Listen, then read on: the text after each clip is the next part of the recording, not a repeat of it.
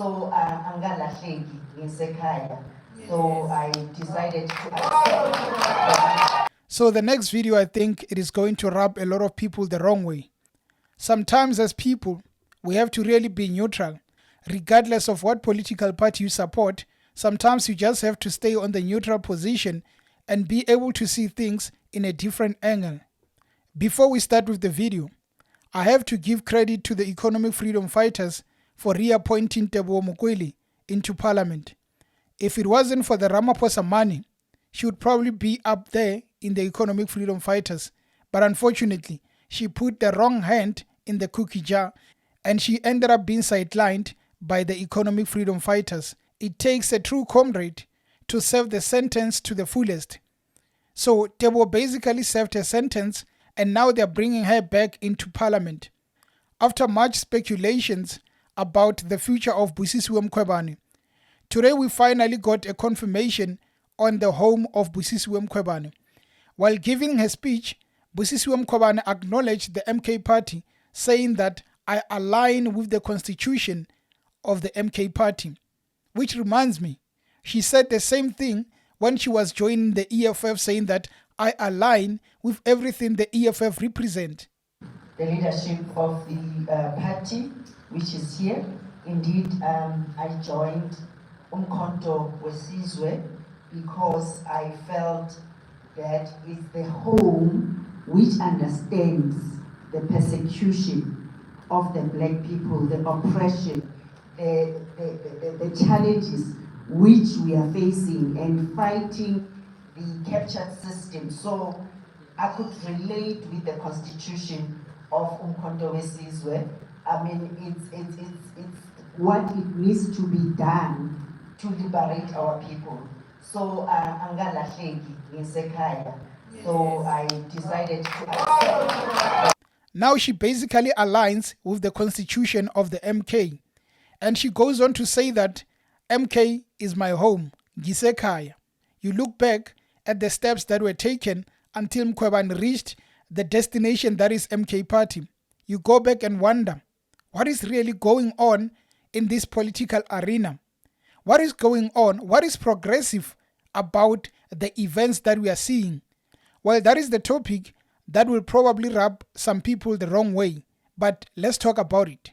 There are 4 political parties of interest in this next conversation: the ANC, the Democratic Alliance, the Economic Freedom Fighters, and the MK Party.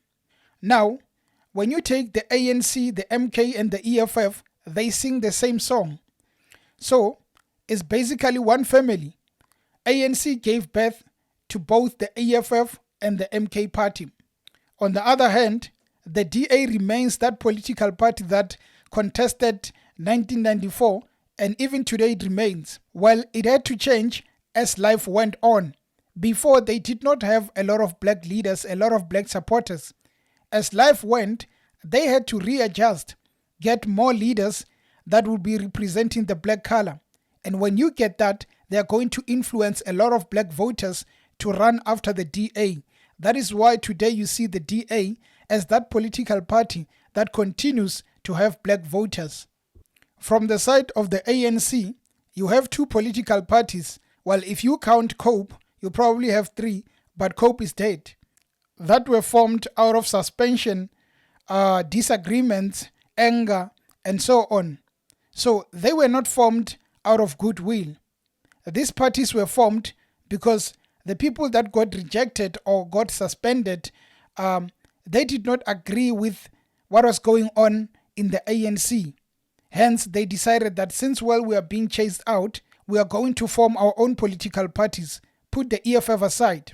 On the other hand, you have a leader who really was not pleased with how he got chased out as a president. They chased him out the same way Thabo Mbeki was chased out as a president. Now they put him aside, and after doing that, there was a lot of discomfort. They went on to do their elective conference. The side of Jacob Zuma lost to the side of Cyril Ramaphosa, unfortunately. And when time goes, Jacob Zuma found himself on the outside. That is why there was a reference to another faction as the RET forces.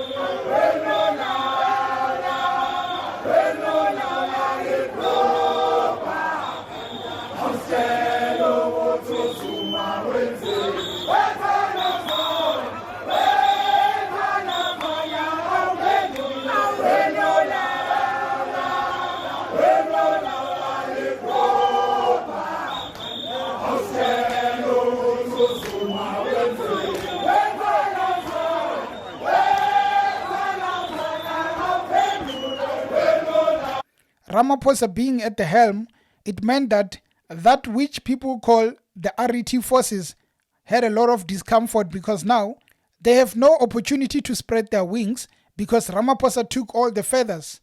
That is when we got to a point where a political party that is called the MK Party was formed. Kuyoze kube nini labafowethu ke besithe basiphathele izwe bephethe ANC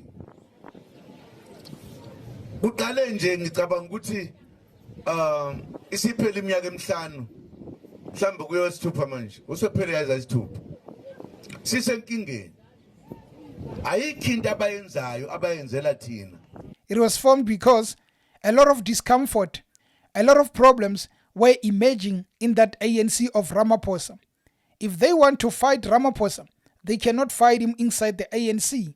They have to find another way of fighting Ramaphosa. That is why, in most cases, they refer to the ANC as the ANC of Ramaphosa. We are now heading to the most crucial elections. Some coin it 2024 is our 1994. That's how crucial the 2024 elections were. Each and every political party believed that this is the moment where the ANC is going to fail. Jacob Zuma with the MK Party, they were facing a lot of legal challenges from the ANC. You talk about the name MK Party. You talk about the logo of the MK Party. So it's the first time in the history of mankind that any court has given recognition to this nonsensical concept called Stalingrad. Mr. Badlander used the word nonsense twice. I'll try not to outdo him. There was a lot of resistance because the ANC knew that if there's one person who's going to destabilize us in terms of the elections, it is going to be Jacob Zuma. In the KZN, Jacob Zuma is much more loved than any other province. So if you lose the KZN, you are in trouble. The election comes and they pass. And luckily, for the first time ever, the ANC is reduced to 40%, something no political party has ever done except the MK Party of Jacob Zuma. Now they've reduced the ANC to 40%, and now the ANC has to decide whether I work with MK Party, the EFF, or who can I pick. The option was that maybe MK Party and EFF can work together, but because there is an issue of Ramaphosa, which Jacob Zuma has always labeled as the ANC of Ramaphosa. The same Ramaphosa who put Jacob Zuma on the outside cannot be the same Ramaphosa who's going to work with the MK. EFF on the other side has an opportunity to go and work with the ANC. But there is one hurdle on the way, which is the Democratic Alliance and the Freedom Front Plus. That is where the DA comes in. No, there was a story of government of national unity. Mandela. Yeah, we don't do government of national unity. We don't want it. So we want coalition. We don't want government of national unity. We will end up with wrong people. The DA becomes that force that is going to save the ANC from working with the MK Party and the EFF. I mean, a lot of people in the ANC wanted that relationship of MK Party and EFF, but there are other factions that would want to work with the DA because they don't believe in taking back Jacob Zuma. They don't believe in working with Julius Malema. so they would rather stick with the DA. The relationship of ANC and DA led to what we call now the Government of National Unity. EFF and the MK Party are now remaining on the outside of that GNU. They have to come with a solution that is going to counter what we call the GNU, and they come with something that is called the Progressive Caucus. The main aim of the Progressive Caucus is to say that we align together, we group ourselves with other parties that wants to work with us, and we become that defiant, that opposition in parliament, whereby if the GNU want to go this way, we are going to become a movement that is going to shake parliament. A lot of people wanted to see that. A lot of people imagined the Progressive Caucus as this force that is going to make parliament very interesting. We all wanted to see that. But what happened next, it's something that we have never imagined, because that realization of the Progressive Caucus is now becoming a dream that we wanted to see. It's more like a fictional concept, because that dream that they wanted to create is not becoming a reality. From the side of the Progressive Caucus, MK Party is poaching the members of parliament of the EFF. Of all the people that could be poached, we are now seeing the members of the EFF, starting with the top one, the deputy president, until the latest one, Fana Mokoena. As a neutral person, you look at that and you might be thinking, well, these people are going to the MK because it is their right. They just want to be with the MK. It cannot be. It cannot be that they would wake up and go and say that I'm joining the MK. There is a lot of convincing that has been played out between those members and the MK Party. For those people to leave parliament with the perks that parliament offers and go to the MK Party, it means that there was a lot of negotiations. There were a lot of offers. There were a lot of, if you do this, this is how we are going to take care of you. If you come here, this is how we are going to grow as a party. Remember, these people that are going to MK Party are the same people that said that we are going to realize land. We are going to realize the nationalization of banks. We are going to grow as a movement, and we are going to change and become the leading political party in South Africa as the EFF. But today, the same people are now shifting from that home that they believed in and going to the MK Party. And you'd sit there and think that, well, everybody has a choice. They are going because they wanted to. It cannot be. They decided to go to the MK Party because someone from the other side reached out and said that if you are part of us, it would mean that we are a strong force. A strong force from the same political party that you are about to work with in the Progressive Caucus. What we see next is that the leader of the EFF continues to say that outside of parliament, we can do whatever we want. When we go to parliament, we remain a Progressive Caucus. It cannot be. It cannot be that someone or a party would weaken my party and I would still call myself and say that I am still going to become that progressive. The same person that is poaching my members. It cannot be. If it is like that, then it means the EFF has been blindsided. Julius Malema and the EFF believed that Jacob Zuma and the MK Party is a partner they can work with. Little did they know that this was the biggest blindside that we have ever seen. Many of us have watched Survivor. We have seen how people get blindsided. But the political blindside is something that a lot of people have never imagined. People are still in denial because they thought that this is going to be a progressive movement. But again, can it be a progressive movement when the people from the left go to the people on the right, and when they go there, they still want to work together? To complete the story of blindside, let us first start with Busisiwe Mkhwebane, who was number 41 on the parliament list. The EFF got 39 seats, if I'm not mistaken, and after getting 39 seats, Busisiwe Mkhwebane finds herself as a member of parliament. She had to jump 2 people in order for her to go into parliament. She gets that confidence, she gets that push because they want to form something that is going to change how politics are played. Within 4 months, The same person that was given a push is now leaving the same party that gave her that push. And she says that I'm going home, I'll sit down and I'll think about my next move. I'm not promising to go into politics. I just have to go back and see where I can go. According to her, she's trying to say that I'm no longer going into politics. Don't expect me there. But a lot of us have seen that. And we predicted that before it could even unfold, that Busisiwe Mkhwebane is going to the MK Party. She gave everyone that confidence to say that I'm not going anywhere. I've done my part, but eventually I'll have to make a decision about my life. When you listen to that, you then think that she's going to take a lot of time before she decides. It is not even a month. Busisiwe Mkhwebane is already a member of the MK Party. They refer to Jacob Zuma as the chess player, as the chess master. If you know about chess, you would know that if you beat me, I am going to try and find revenge. Julius Malema beat Jacob Zuma. Now it is the time for revenge. Jacob Zuma has to do anything in his power to get that revenge. He goes on to form MK Party. Julius Malema meets with Jacob Zuma. Jacob Zuma lets Julius Malema know that I'm going to be forming this party. Probably their intention is to say that we are going to work together to defeat the ANC. Little did Malema know that Jacob Zuma has other motives, that is to take over.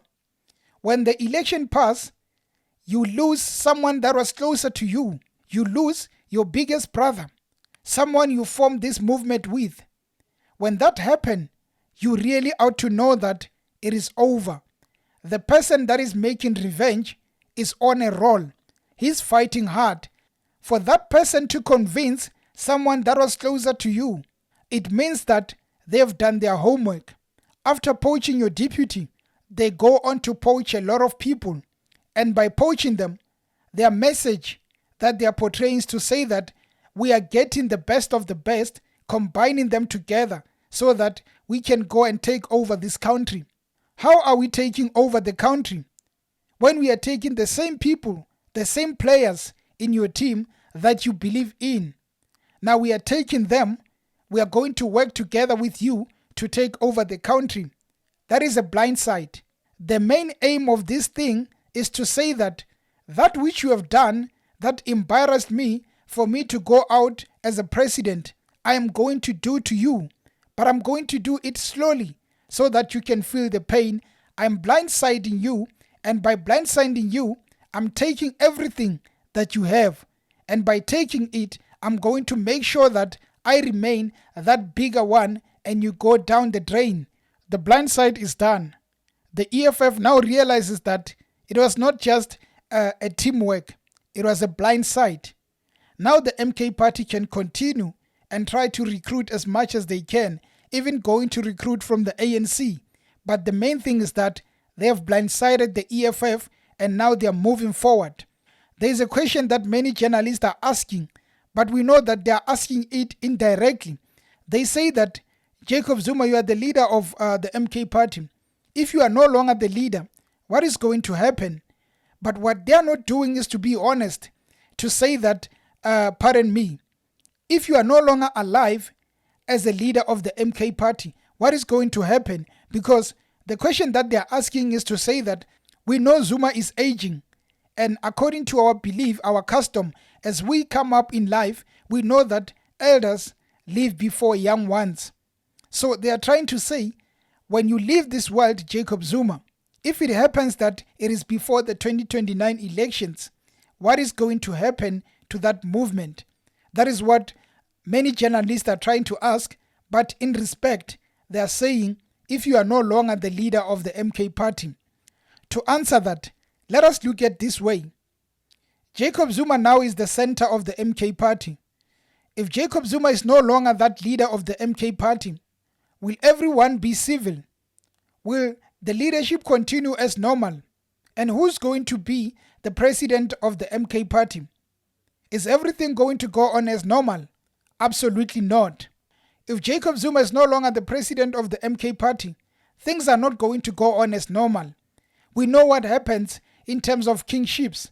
We know what happens if a leader that a lot of people believed in, if that leader is no longer that leader, what happens next is that everybody wants to be in charge.